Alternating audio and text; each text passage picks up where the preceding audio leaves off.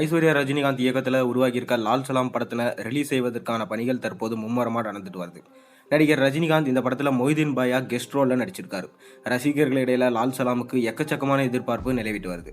இந்நிலையில் இந்த படத்துக்கு தடை என வெளியாகியிருக்க தகவல் ரசிகர்களிடையே கடும் அதிர்ச்சியை ஏற்படுத்தியிருக்கு. என்ன அந்த தகவல்ன்றதை பார்க்கறதுக்கு முன்னாடி மறக்காம சேனலுக்கு சப்ஸ்கிரைப் பண்ணிட்டு அப்படியே லைக் பண்ணிட்டு வாங்க, உள்ள போகலாம். அதாவது ஐஸ்வர்யா ரஜினிகாந்த் இயக்கத்தில் உருவாகியிருக்க படம் லால் சலாம். கடந்த பொங்கலுக்கே இந்த படம் ரிலீஸ் ஆக இருந்த நிலையில ஒரு சில காரணங்களால் திட்டமிட்டபடி வெளியாகல. இதனையடுத்து இன்னும் சில தினங்களில் லால் சலாம் படம் ரிலீஸ் ஆக இருக்கும்.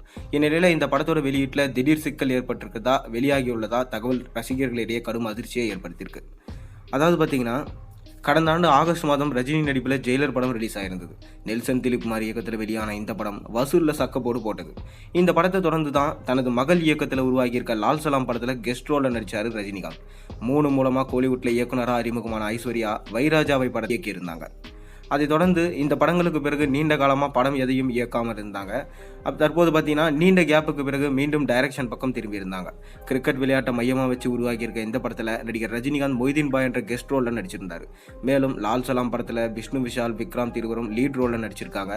அத்துடன் லைக்கா நிறுவனம் தயாரிச்சிருக்க இந்த படத்துக்கு இசை புயல் ஏஆர் ரகுமான் மியூசிக் போட்டிருக்காரு. கடந்த பொங்கலுக்கே இந்த படம் ரிலீஸ் ஆவதா இருந்தது. ஆனால் சில காரணங்களால் திட்டமிட்டபடி ரிலீஸ் பண்ண முடியல. இதனடுத்து வரும் 9ஆம் தேதி லால் சலாம் படம் வெளியாக இருக்கு. இதுக்கான ப்ரொமோஷன் பணிகள் தற்போது தீவிரமாக நடந்துட்டு வருது. இந்நிலையில் லால் சலாம் படத்தின குவைத் நாட்டில் ரிலீஸ் செய்ய அந்நாட்டு அரசாங்கம் தடை விதிச்சதாக சொல்லப்படுது.